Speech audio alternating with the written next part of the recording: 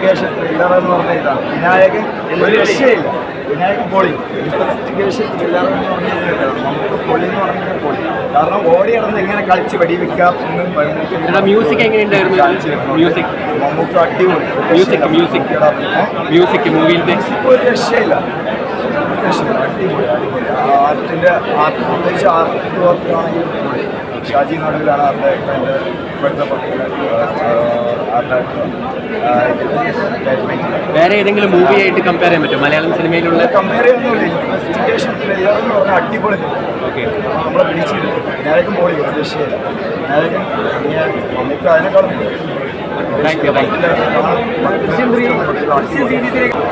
വിനായകൻ എന്ന് പറഞ്ഞാൽ തീർച്ചയായിട്ടും അതിനകത്ത് അഭിനയിക്കല്ല. വിനായകനകത്ത് ഒട്ടും അഭിനയിച്ചിട്ടില്ല. പക്ഷെ മമ്മൂക്കയാണ് അതിനകത്ത് അഭിനയിച്ചേക്കുന്നത്. ഒറിജിനൽ മമ്മൂക്ക എല്ലാം നമ്മളതിനകത്ത് കാണുന്നത്. മമ്മൂക്ക അഭിനയിക്കുകയും വിനായകൻ ജീവിക്കുകയും ചെയ്യും. അതേപോലെ ഓരോ കഥാപാത്രങ്ങളെ കുറിച്ച് പറയുകയാണെങ്കിലും അതിൻ്റെ ഡയറക്ടർക്ക് കൊടുക്കണം ഒരു ബിഗ് ഹാൻഡ്. കാരണം ബ്രില്യൻ്റ് ആയ ഒരു കഥ, അത് ഒരു നിമിഷം പോലും ബോറടിക്കാത്ത രീതിയിൽ നല്ല സംവിധാനം മികവുകൊണ്ട് അവസരമാക്കിയ ആ ഡയറക്ടർക്ക് ഒരു ബിഗ് സല്യൂട്ട്. ഓർമ്മ അടിക്കുമോ പടം? ഞാൻ അതിനെക്കുറിച്ച് ഞാൻ പറയില്ല. കാരണം 100 കോടി എന്ന് പറയുന്നതല്ല എൻ്റെ വിഷയം. പടം എത്ര കോടി കിട്ടിയാലും എന്നെ സംബന്ധിച്ചോളം സന്തോഷമുള്ള കാര്യമാണ്. പക്ഷേ ഇത് പ്രേക്ഷകരുടെ മുമ്പിൽ ഈ പണം സ്വീകരിക്കും എന്നുള്ള കാര്യത്തിൽ യാതൊരു തെറ്റുമില്ല. കാരണം മമ്മൂക്കയെ ഞാൻ വെറുത്തുപോയി. സിഗരറ്റ് വലിയെ ഞാൻ വെറുത്തുപോയി. ഇതിലൂടെ ഒരു സിഗരറ്റ് വലിക്കുമ്പോൾ ഒരു കൊലപാതകം ചെയ്യാനുള്ള ടെൻഡൻസി അത് നിങ്ങൾ കാണുമ്പോൾ മനസ്സിലാവും. അപ്പം അതുകൊണ്ട് ഞാൻ സിഗരറ്റ് വലിക്കുന്ന ഒരാളാണ്. പക്ഷെ ഞാൻ സിഗരറ്റ് വലിക്കുമ്പോൾ ഒരു കൊലപാതകം ചെയ്യാൻ എനിക്ക് തോന്നിയിട്ടില്ല. അതൊരു സത്യം തന്നെയാണ്. അവിടെ മൊത്തത്തിൽ മമ്മൂക്ക തൂക്കിയോ വിനായകൻ തൂക്കിയോ? സംവിധാനം തൂക്കി.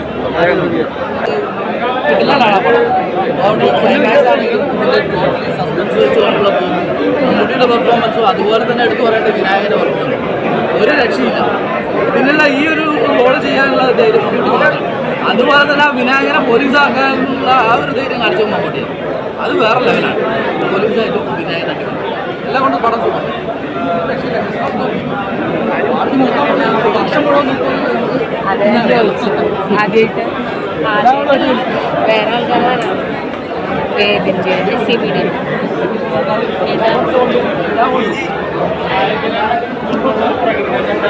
ഒരു വ്യക്തിയാണ്.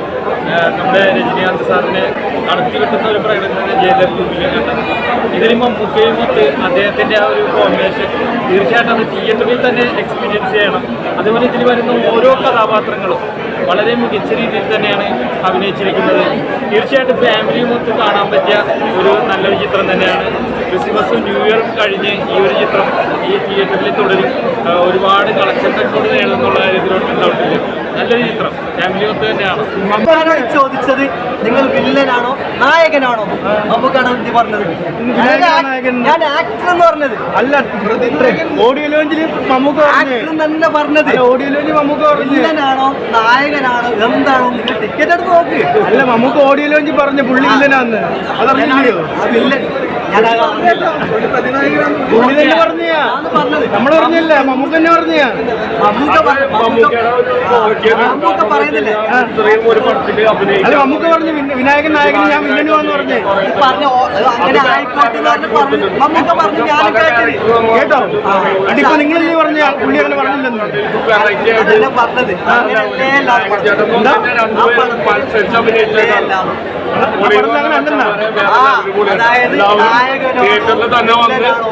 അങ്ങനെ ആർക്കും പറയാൻ പറ്റില്ല. മമ്മൂക്ക പറഞ്ഞത് പുള്ളി വില്ലനാന്നാ പറഞ്ഞതല്ല. അല്ല, ഓഡിയോ ലോഞ്ചിൽ അങ്ങനെ പിടികൊടുക്കാട്ടോ പുള്ളി തന്നെ പറഞ്ഞില്ല വില്ലനാണ്. പുള്ളി പറഞ്ഞിട്ടില്ല. ഓഡിയോ ലോഞ്ച് ബ്രോ ഉണ്ടായിരുന്നോ?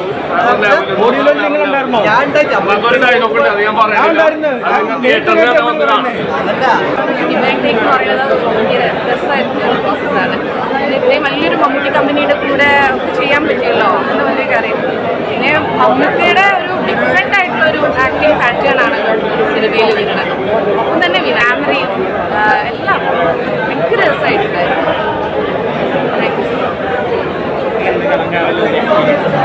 കലങ്കാരൻ്റെ എക്സ്പീരിയൻസ് എന്ന് പറഞ്ഞാൽ അതിൽ നല്ലൊരു വേഷം ചെയ്യാൻ കഴിഞ്ഞു എന്നതാണ് എൻ്റെ ഏറ്റവും വലിയൊരു സന്തോഷം. ഇപ്പോൾ അത് മാത്രമല്ല, മലയാളത്തിൽ ഇങ്ങനെ ഒരു ബ്രില്യൻ്റ് മൂവിയുടെ ഭാഗമാകാൻ കഴിഞ്ഞത് മമ്മൂട്ടി കമ്പനിക്കൊപ്പം ചേർന്ന് നിൽക്കാൻ കഴിഞ്ഞതിൽ വളരെയധികം സന്തോഷം.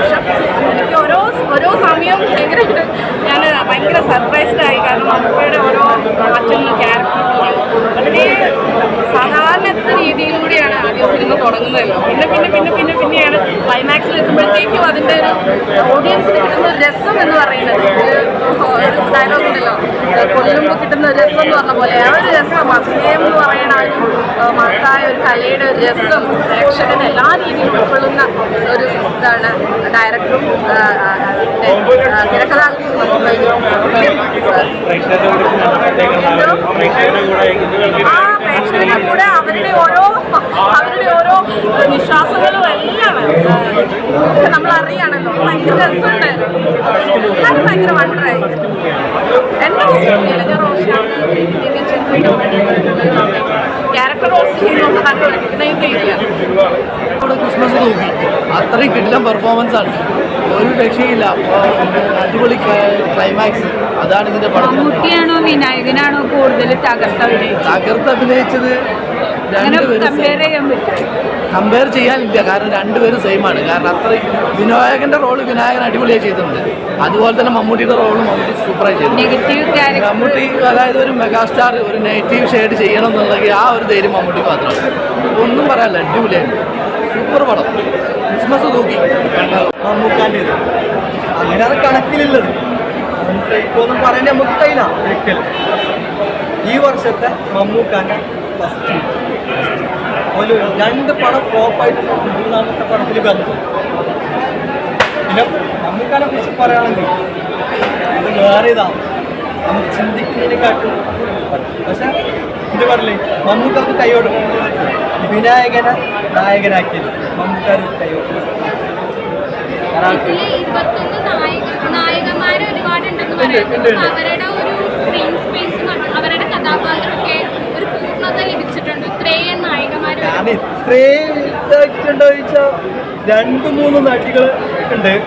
പിന്നെ എല്ലാവരും ഒന്നിച്ച് കേട്ടെങ്കിൽ അത്ര ടൈമിങ്ങിലല്ലോ. അപ്പോൾ അതിൻ്റെതായ പക്ഷെ വിചാരിച്ച പോലെ തന്നെ നടന്നിന്, സാറ്റിസ്ഫൈഡ് ആയി. അതിന് പടം ഞാൻ പറഞ്ഞില്ല എല്ലാവർക്കും ഇഷ്ടപ്പെടണമെന്നില്ല. മമ്മൂക്കാനെ നല്ല ഇത് സ്നേഹിക്കുന്നവരുണ്ടാവും.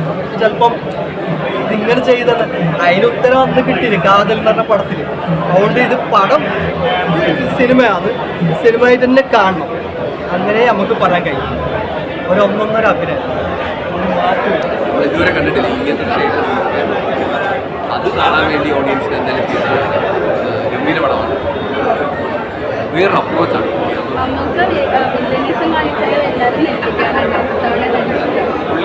പുള്ളി നമ്മൾ കുറച്ച് കാലമായിട്ട് ഞെട്ടിക്കുവാണ്, എക്സ്പെരിമെൻ്റൽ ഫേസിലാണ്. അപ്പോൾ ഇതിൽ നമ്മൾ ഞെട്ടിക്കാനുള്ള ഒരുപാട് സാധനങ്ങൾ പുള്ളി ചെയ്തു വെച്ചിട്ടുണ്ട്.